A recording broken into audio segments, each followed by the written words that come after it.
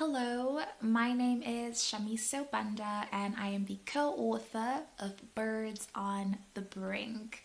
This book can be likened to a contemporary version of the Red Data book, delivering the most up-to-date information and conservation status of the birds in South Africa, Lesotho and Eswatini, known as the Sale region.